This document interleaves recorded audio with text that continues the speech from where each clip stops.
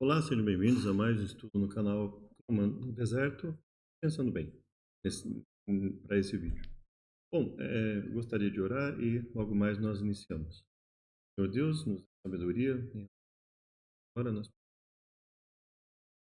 Bom, vamos pensar o seguinte: vou falar um pouco sobre a questão de como eu enxergo a questão do livre-arbítrio.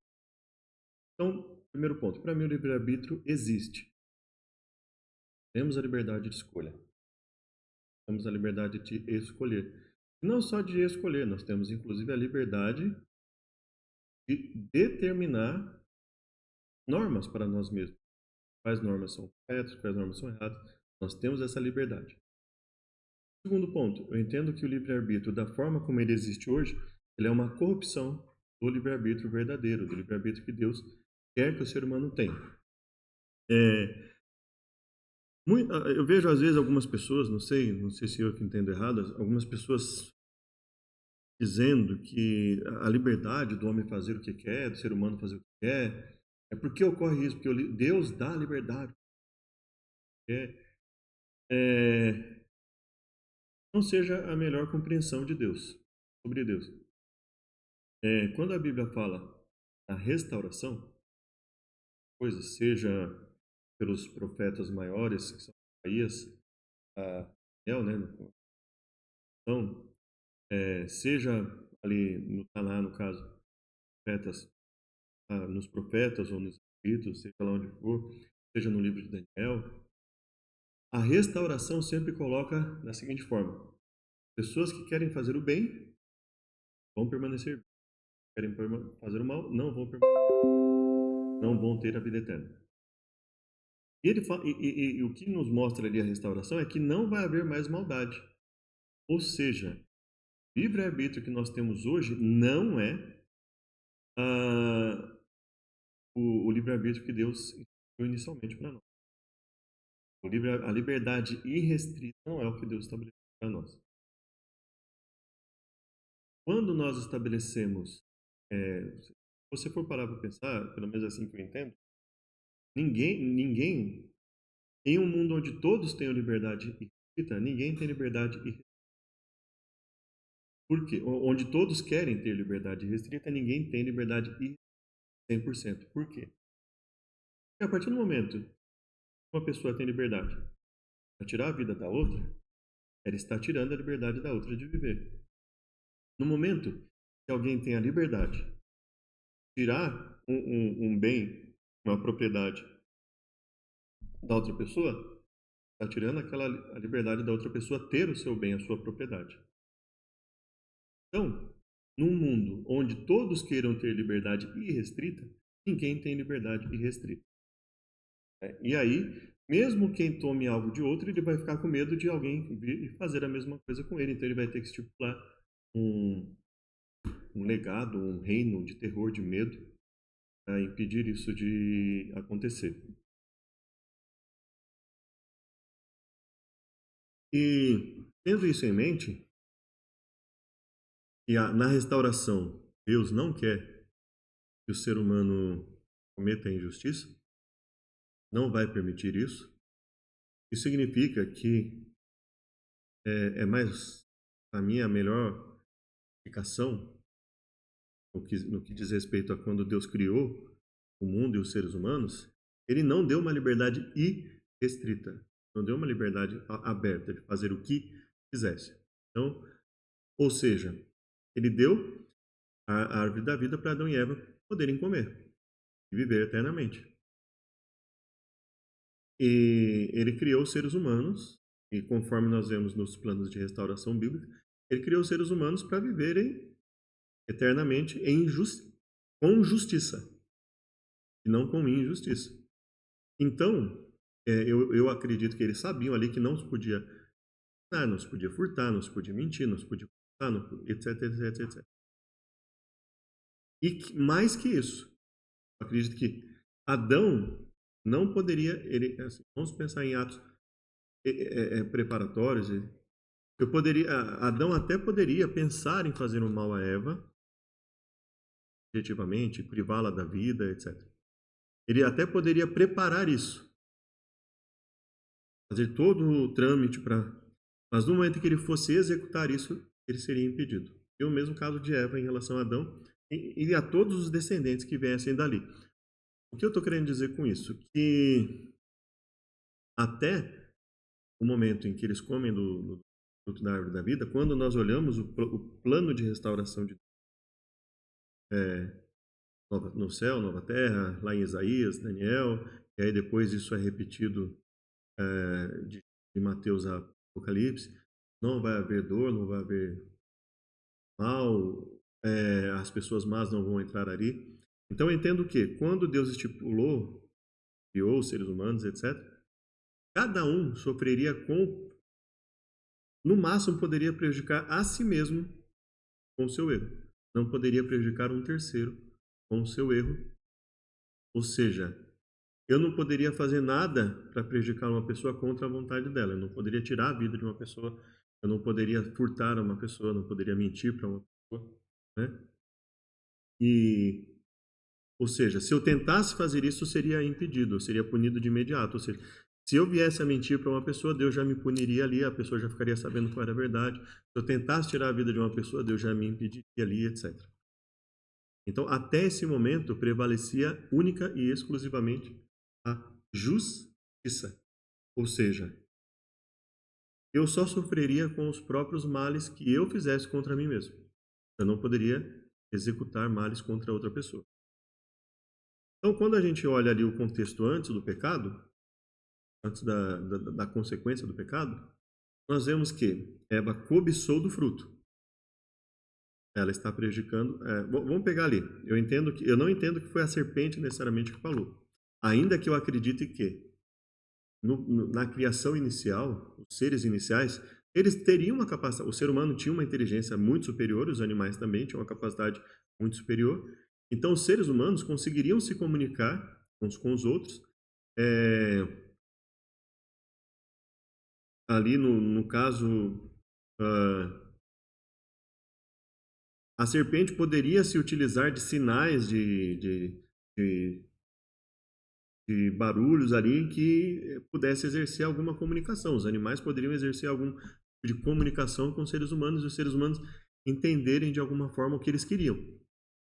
Mas aquela forma de conversa específica ali da serpente com Eva, naquele nível, daquela forma muito específica, eu acredito que não foi a serpente, né? A serpente efetivamente não falava, ela não se comunicava em uma linguagem, na nossa linguagem, por exemplo, uma linguagem, né, assim como o ser humano. No máximo, ela poderia fazer algumas ações que fizessem o ser humano entender o que ela estava querendo dizer. E nesse ponto ela estaria falando, né? Mas o que eu acredito ali é que efetivamente, dado o nível da conversa, dado o fato de que Eva ficou profundamente influenciado por aquilo a ponto de comer o fruto, eu entendo ali que foi o próprio Rassatã, o próprio Satanás, que utilizou a serpente, simulou uma fala, e aí quando Eva viu aparentemente a serpente falando, então quem estava falando ali não era efetivamente a serpente, mas pelo que a Bíblia dá a entender, a serpente tinha uma capacidade suficiente para permitir ou não que aquilo acontecesse, para a gente ver a noção de como nós estamos degradados, né?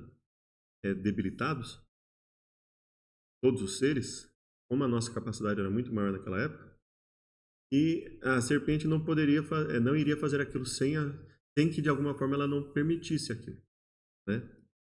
E aí o próprio Hassatã simula uma fala como se fosse a serpente falando, e por isso Eva ficou tão espantada.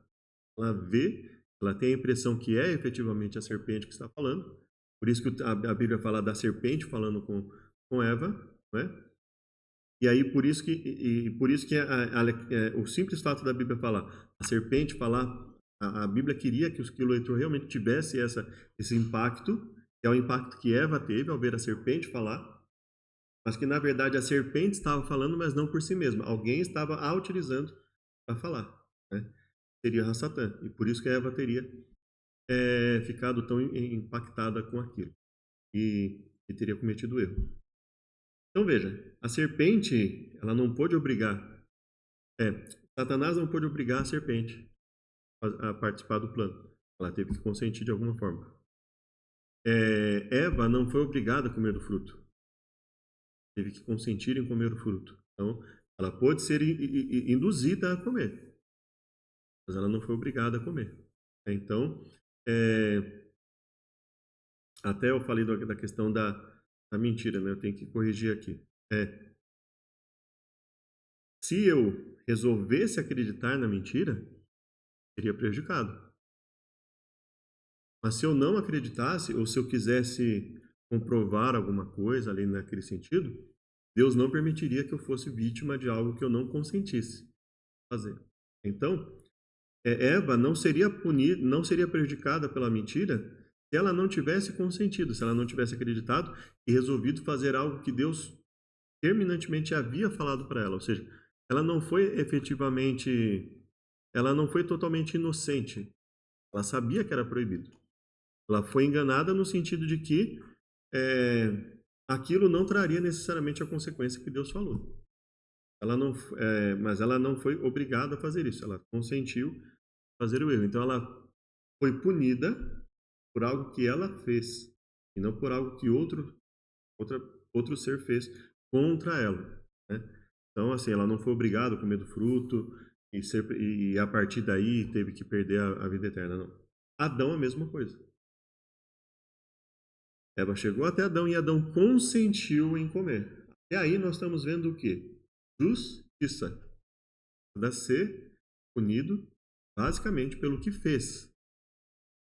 Eva não seria punida se ela não tivesse consentido. Quem seria punido seria apenas a serpente e o ser que fez a serpente consentir com com aquele simulado ali, simulacro, né? Aquela simulação, vamos dizer assim. A serpente foi como uma arma de brinquedo, né? Só que na realidade, assim, Satanás teria simulado uma fala a ponto de Eva se ficar impactada com aquilo. E a partir daí, a partir do momento que eles comem do fruto da árvore da vida, do conhecimento do bem e do mal, eles são privados de comer o fruto da árvore da vida, perdem a sua invulnerabilidade, o corpo deles não é mais invulnerável, e perdem a capacidade de ter uma taxa de envelhecimento igual a zero. Eles não envelheceriam, e a partir dali a taxa de envelhecimento passa a ser diferente de zero, né? E positiva, no sentido que eles passam a envelhecer, né? E a partir dali nós vemos as injustiças. A primeira injustiça começa ali com Caim, dando a vida de Abel. Nós não temos noção de por que isso aconteceu, por que teve que ser assim. Nós não temos a noção de por que Deus não impediu Adão e Eva de se reproduzirem. Agora, uma coisa que nós podemos saber é que a Bíblia retrata para nós, logo de cara, vários livros ali, Gênesis a Malaquias, por exemplo, ela retrata para nós que existe um conflito. Existem seres que são tendentes ao bem, seres tendentes ao mal. Isso aconteceu com os seres humanos, principalmente depois do pecado, mas mesmo antes, a capacidade, ou seja, o mal em potência, o mal como algo potencialmente possível de acontecer, isso sempre existiu. Então, quando a Bíblia nos mostra isso, mostra também que existe um conflito cósmico, quando nós vemos lá aos poucos Deus falando, mostra ali a Satã. O que acontece ali na história de Jó? Satanás, espera Deus se manifestar a respeito de um ser que está lutando para fazer as coisas certas, da forma certa, para desqualificar Deus publicamente. Então, obviamente, aquele ser não era um ser sujeito a Deus. Um ser adversário, opositor a Deus. Por isso o nome Satanás, Satã. Eu não acredito naquela ideia, por exemplo, do Padre Quevedo, de que Satã era o próprio Deus, né? Isso aí provavelmente ele teve uma visão equivocada lá do que nós já comentamos ali, talvez, eu acredito que seja esse um dos motivos, lá do censo de Davi, que fala que Satã fez com que Davi fizesse o censo, e o outro texto fala que Yude Revavre, né? Ou seja, Satã teria feito diretamente, teria sido responsável por corromper ali o pensamento de Davi, e Yude Revavre tenha, por permitir isso, ele tenha sido colocado ali no outro livro, né? E aí ele entende que, talvez, entre outros motivos, que Satã seria o próprio Eterno ali, né? Eu não acredito. Então, eu acredito que Deus, o Eterno, é um ser e Satanás é outro ser adversário de Deus. E o conflito cósmico está em estava já nessa época em um nível tão grande, por algum motivo Deus teve que permitir que fosse dessa forma. O ser humano se reproduzisse e que tivesse descendentes, e esses descendentes estivessem sujeitos à injustiça. E o que é a injustiça? A injustiça não é exatamente quando um ser humano se acha no direito de ir além contra outro ser humano? É exatamente quando um ser humano se acha no direito. Então, você trabalha, como já aconteceu comigo, já aconteceu com meu pai, etc., com outras pessoas, você às vezes leva uma vida inteira para conseguir. No meu caso, graças a Deus, não foi até o final, mas com meu pai e minha família, meu pai praticamente viu da noite para o dia ele perder praticamente tudo que ele juntou em uma vida inteira, porque um grupo de pessoas achou que se achou no direito de invadir a nossa casa e tirar tudo que ele tinha em dinheiro e etc., né? E já entraram na minha casa também, é óbvio que não foi nem parecido com isso, mas por que que nós sofremos isso? Porque existem pessoas que se acham no direito de tomar o que não pertence a elas, né? Por que que pessoas perdem a vida? Porque tem pessoas por nada. Tem pessoas que acham que por nada elas podem tirar a vida e por aí afora. Então, assim, essa liberdade irrestrita, obviamente, isso não é um sinal de amor de Deus. Então, quando os teólogos falam assim, mas acontece que essa é a forma de Deus mostrar o amor dele, dele permitir que o ser humano decida. Que amor é esse de permitir que um ser abuse do outro? Permitir que uma pessoa, desde o momento que ela nasce, praticamente ela não tenha liberdade, que ela tem que viver uma vida de escravidão, sofrimento, porque um outro ser se acha no direito de fazer isso com ela e abusar dela, etc, etc, etc. Né? Então é óbvio que isso não é o plano. Não é e se você, não só em termos lógicos, se nós pensarmos em termos bíblicos, isso não é o que Deus revela ali. Isso é uma tentativa, muitas vezes, de se infelizmente tem que, né, voltar sempre nesse ponto. É uma tentativa de se adaptar às falas de Paulo, como se Paulo fosse o mestre e não sujeitar as falas de Paulo ao restante das escrituras, muitas vezes. Porque se você olhar biblicamente não faz sentido, né? Mas então, basicamente assim, é um mistério porque Deus teve que permitir que a partir do pecado de Adão e Eva, seres humanos convivessem com a injustiça tão persistente. Mas uma coisa que nós sabemos é que a injustiça é justamente um ser humano se achar no direito de ir além da sua, se achar no direito de ir além da sua, eh, do seu limite de liberdade, ferir a liberdade do outro, né? E eu acredito que isso não acontecia, não era o plano de Deus quando ele criou Adão e Eva, e isso não seria permitido. Essa liberdade que nós temos hoje de executar coisas, prejudicar outras pessoas que não têm nada a ver com aquilo.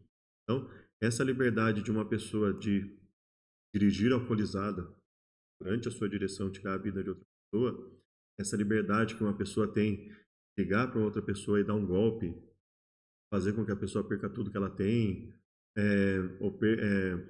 vai lá e curte as informações de um lugar que a pessoa tem, etc. Esse tipo de liberdade não era a liberdade prevista ali. Ou seja, nenhuma pessoa seria punida por um erro que ela não cometeu, ela só seria punida por erros que ela viesse a cometer, né? Então, Eva foi punida por quê? Porque ela cedeu. Já havia sido falado exatamente que não era para fazer aquilo. Adão também. Então, veja, é, eu acredito que nenhum de nós, essa liberdade que nós temos de prejudicar ao outro, sem que o outro consinta, né, sem o consentir que eu digo aqui, sem que o outro esteja em condição psicológica adequada para decidir, etc. Ou seja, cada um seria punido. Esse tipo de liberdade que nós temos é uma liberdade corrompida, definitivamente corrompida. Isso não é sinal de amor de Deus, é corrupção de liberdade. E aí as pessoas podem pensar assim, mas é, como é que fica então? Então nós seríamos obrigados a fazer o que Deus quisesse? Mas é exatamente isso. Em todo momento. Bom, se você quiser viver para sempre, você vai ter que fazer o que eu estou falando. Se você não quiser viver eternamente, você não vai fazer o que eu estou falando e ponto. E ponto final. Era isso. Então o ser humano tinha liberdade para fazer o quê? O ser humano tinha liberdade para fazer tudo o que não transgredisse a vontade de Deus. Ele tinha liberdade para viver feliz ali em família, Adão e Eva terem filhos e filhas, conviver em um ambiente harmonioso com os animais, conviver em um ambiente em que todos os seres vivessem em harmonia plena, mas ele não teria a liberdade de blasfemar de Deus, de adorar outros seres, de falar o nome de Deus em vão, de desonrar pai e mãe, de não seguir um regime de descanso, de cessação de atividades conforme Deus estabeleceu, dia semanal, desonrar os pais, os antepassados, os filhos, e não teriam a liberdade de furtar, de assassinar. Então eles não teriam essa liberdade. Então a lei que sempre existiu, ela era imposta de uma maneira muito mais forte. Eles não tinham a liberdade de transgredir. Então, qual era a liberdade deles? A liberdade deles era viver sem isso. Olha, você quer viver para sempre? Pode querer tirar a vida do outro, você não pode querer furtar o outro, você não pode querer mentir para o outro, para outra pessoa, e achar que isso vai ficar tudo bem. Você não pode, por ambição, acreditar na mentira do outro ser, acreditar em qualquer coisa que alguém venha te falar, e por aí fora. Então, isso não seria definitivamente permitido. Não fazia parte da do escopo de liberdade do ser humano desobedecer a isso e permanecer ali vivendo eternamente. Não faria parte. E também não faria parte para aqueles que permanecessem ali, assim como não vai fazer parte quando Deus restaurar o planeta. Nenhum ser poderá fazer isso. Se você olhar na Bíblia, nenhum ser vai ter liberdade para fazer. Não vai ser permitido furto, não vai ser permitido roubo, não vai ser permitido abuso, não vai ser permitido nada. Nada disso. Então essa não era definitivamente a vontade de Deus. Não era esse o plano de liberdade que revelaria o amor de Deus. Então é muito preocupante quando alguém quer usar essa corrupção de livre-arbítrio, de liberdade que nós temos atualmente, para dizer que isso é um plano de amor de Deus. E não cabe isso. Não enxergo isso como algo cabível, coerente. Não enxergo isso como algo que tem uma coerência nem bíblica e nem lógica. Então, por isso que eu entendo que isso é um mistério, faz parte de um conflito cósmico, está muito além da nossa capacidade, que Deus deixou isso como um mistério. Deus já havia alertado de forma implícita em vários lugares da Bíblia, eu acredito, mas de forma explícita, entre outras pessoas, por meio de Salomão. Mas lá, quando Deus fala assim, as coisas não reveladas pertencem a Deus, então Deus está falando, se eu não revelei o motivo disso, então não adianta você ficar querendo especular que você vai prejudicar a questão. Então, muitos teólogos, quando eles tentam explicar, dizer que o livre-arbítrio, conforme nós vemos, é resultado do amor de Deus, para mim eles acabam prejudicando a situação, fazendo um desserviço. Eu entendo que, e quando o Salomão fala que, olha, existem coisas boas que acontecem com gente ruim e coisas ruins que acontecem com gente boa. Isso é um mistério. Isso desde quando Caim matou Abel, o ser humano já sabe disso. Vamos dizer assim, Salomão, ele só está emitindo ali uma sentença, ele só está declarando uma situação que já existia, que todo mundo já viu que era um fato, né? Então não tem como fugir disso. E esse é um dos mistérios, nós não sabemos porque Deus teve que permitir a injustiça. Agora, o que nós sabemos é que fica patente aos nossos olhos, é que a injustiça é o resultado de uma liberdade irrestrita, mostrando que Deus precisa impedir que os seres tenham a liberdade de transgredir a sua lei, ficarem impunes. Deus precisa impedir que os seres humanos tenham, ao transgredir a sua lei, tenham o direito de prejudicar outros seres humanos, ou seja, Deus não pode permitir a injustiça, Deus não pode permitir que um ser humano transgrida a sua lei e prejudique outro ser humano que não tem nada a ver com aquilo. O máximo que ele vai poder fazer é, ao transgredir a lei de Deus, prejudicar a si mesmo e vai ser punido por isso, né? Então, é isso que eu entendo. Então, assim, isso que nós vivemos é uma exceção à harmonia universal, à harmonia é, da existência de tudo, né? Ou seja, na existência de tudo, isso que nós vivemos aqui é uma exceção. Esse conflito, ele começou muito antes, acredito que ele começou muito antes do pecado aqui na Terra, e vai ter um dia que ele vai terminar, e quando Deus terminar com tudo isso, não vai mais poder se levantar o mal, ou seja, nenhum outro ser, não vai mais haver justificativa que faça com que um ser, porque assim, tudo que eu acredito que os seres eles têm essa capacidade, lá no passado eles tinham uma capacidade de abstração muito maior que a nossa, eles não precisavam ver algo acontecendo para saber o problema. Então, quando eu olho para um buraco hoje, eu sei que se eu tenho um baita de um buraco enorme na rua, se eu continuar indo de carro até em direção àquele buraco e não parar, o meu carro vai cair ali, eu vou me machucar. Isso é abstração. Eu não preciso cair no buraco. Eu não preciso ninguém ver alguém caindo no buraco e ver machucar, né? Porque eu já sei que isso acontece, né? Eu sei que se eu cair de uma altura pequena, eu me machuco. Eu sei que se eu der um tranco maior no carro, eu me machuco. Então eu tenho essa capacidade de abstração, né? Eu acredito que essa capacidade de abstração de não precisar passar por uma situação real, física, para eu saber o resultado, isso era muito maior no passado. Mas que Deus não vai haver motivo para questionar, porque Deus já vai ter mostrado, ó, tanto por abstração, pela capacidade de prever e saber o mal que isso causa, quanto pela prática, vocês viram, vivenciaram seres vivos, seres, anjos maus, anjos caídos, seres humanos que deterioraram, sentiram na pele o resultado da injustiça.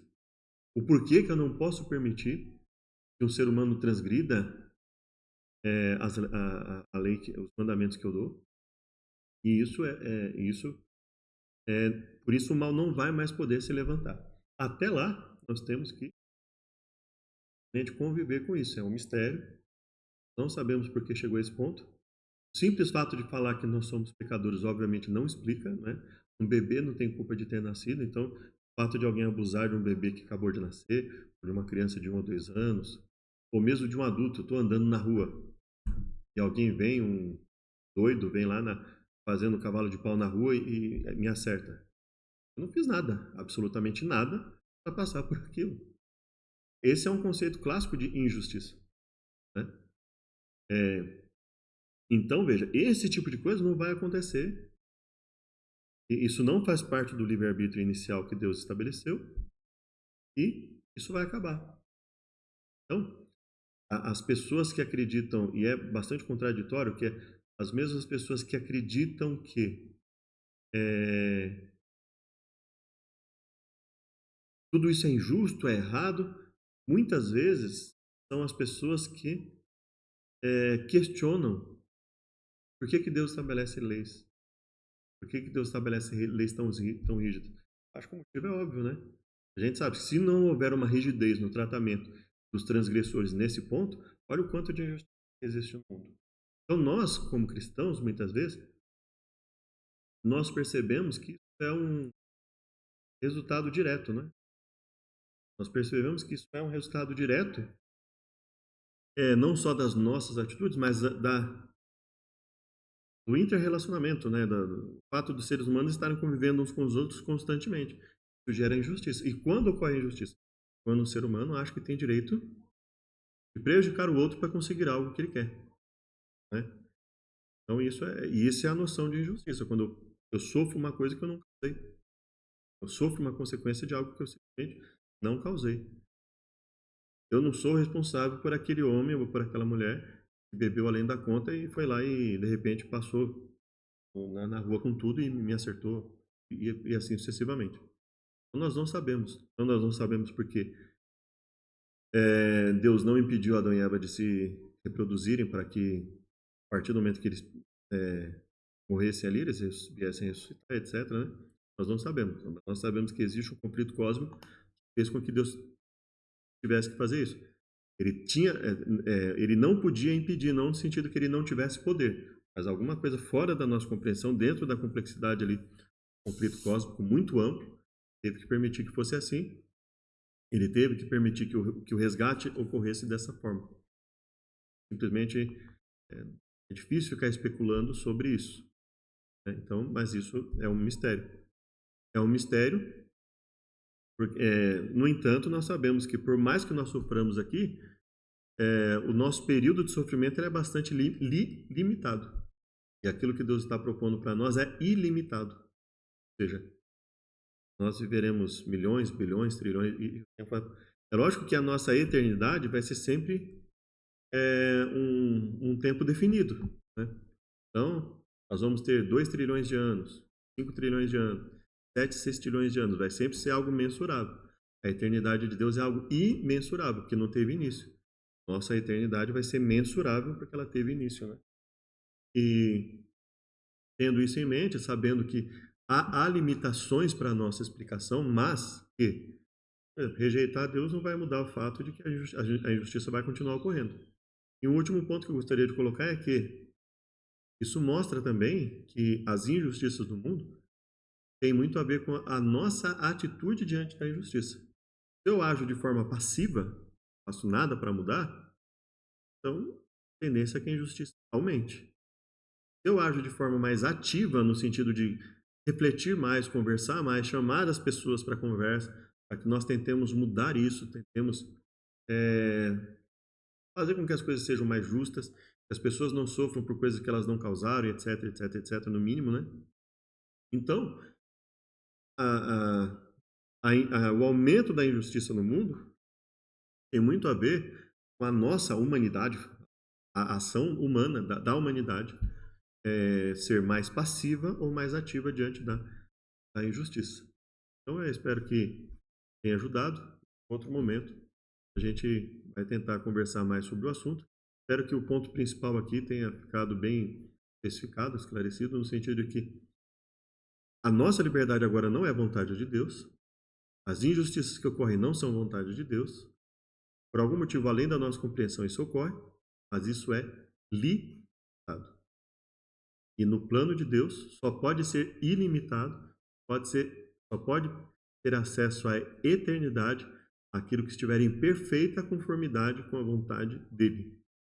Porque não estar de acordo com a vontade dele é justamente sujeitar pessoas a injustiças, sofrerem coisas como resultado de algo que elas não causaram. Espero ter ajudado. Até o próximo estudo.